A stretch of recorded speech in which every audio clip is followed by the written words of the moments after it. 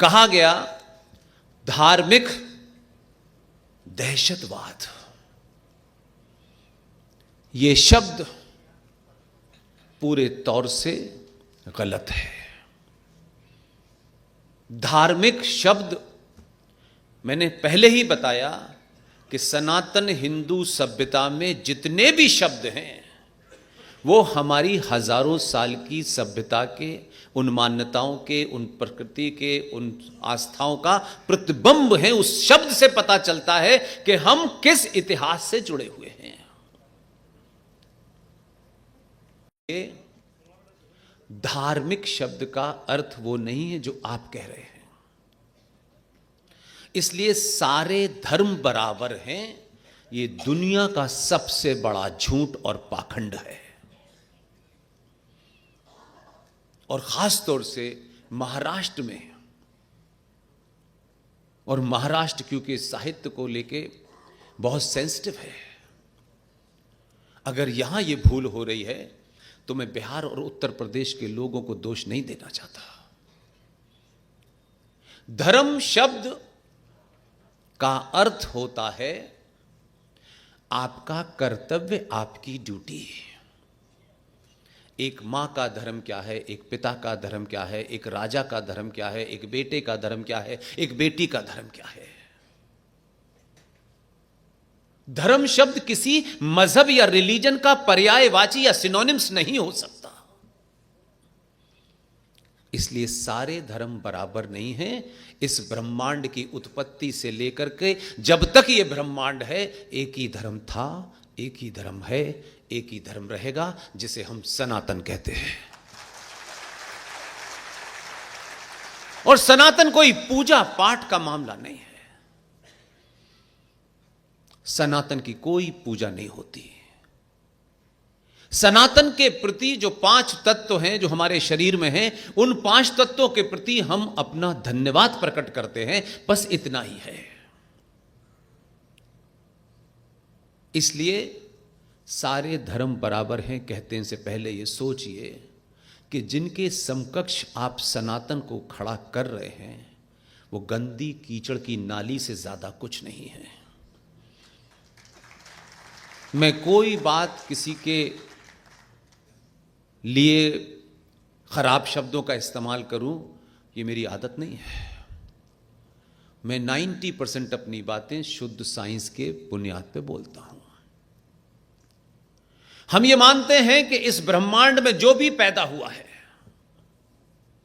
चींटी से लेकर के जो भी पैदा हुआ है, ये प्रकृति का नियम है कि जो पैदा हुआ है उसका एक ना एक दिन मरना निश्चित है।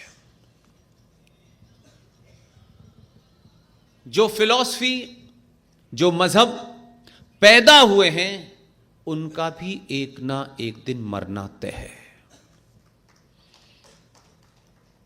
क्योंकि हम तो ये मानते हैं कि जो पैदा हुआ है उसको जाना है। सनातन, मैंने कहा, पैदा ही नहीं हुआ है। सनातन के पैदा होने की कोई तारीख नहीं है। कोई मक्का में पैदा हुआ, 632 में जून के महीने में चला गया, वो मर गए। वो जो फिलॉसफी छोड़ के गए थे वो भी मर रही है।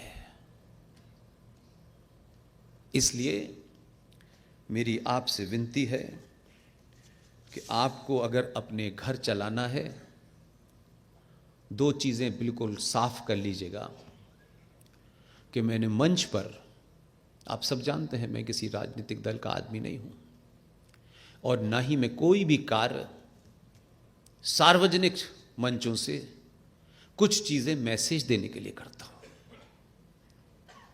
हो सकता है कि ये कोई और नेता करता ये काम तो उसका उसमें स्वार्थ होता। मेरा इतना ही स्वार्थ है कि जब जिन माँओं ने मुझे टीका लगाया, आरती उतारी, जिस बेटी ने मेरी आरती उतारी, आप पूछ सकते हैं, कह सकते हैं, इसलिए मैं सार्वजनिक मंचों से कह रहा हूं ये बात। मां के पैर मैंने इसलिए नहीं छुए, इसलिए उनको रोक करके नहीं छुआ मैंने पैर, और ये हर कार्यक्रम में करता हूं मैं। कि मुझे लोगों को बताना है, नहीं, वो जीवन ही नहीं मैंने चुना। ये प्रकृति की सच्चाई है। हमने अपने आप को दुनिया के सामने अच्छा दिखने के लिए जड़ को छोड़ दिया है और पत्तों पे पानी लगा रहे हैं। इसलिए सारी चीजें हमारे दिन की क्रियाएं हैं, वो हम बिना जाने कर रहे हैं, हमको पता नहीं हम क्यों कर रहे हैं, बस कर रहे हैं। जैसे सूरज निकलता है, जैसे हवा चलती है, जैसे गंगा में पानी बहता है, जैसे धरती सब कुछ देती है, उन्हीं सबका सबसे बड़ा मिश्रण मां है।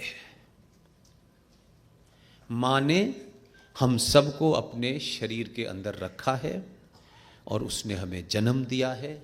इसलिए मां के पैर छूने से वो जो एनर्जी आपके हाथ रखने से टच होती है, आपके अंदर वो मां की शक्ति फ्लो करने लगती है। इसलिए मां के पैर छूने चाहिए। अब इसका एक सामाजिक डायमेंशन हो सकता है आज के दौर में। बेटियों के साथ क्या हो रहा है, माओं के साथ क्या हो रहा है। हम पुरुष, तथाकथित पुरुष जो ये मानते हैं, ये वेस्ट की कल्पना है, हमारी नहीं है, कि पुरुष सबसे ताकतवर है और महिला कमजोर है। ये वेस्ट की कल्पना है, हमारी नहीं है।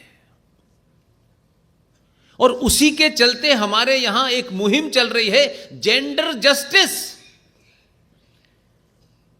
भारत में सनातनी हिंदुओं को जेंडर जस्टिस समझने के लिए वेस्ट की कल्पना नहीं चाहिए। हमारे यहां पूजा की पहली देवी से अंतिम देवी तक मां ही है।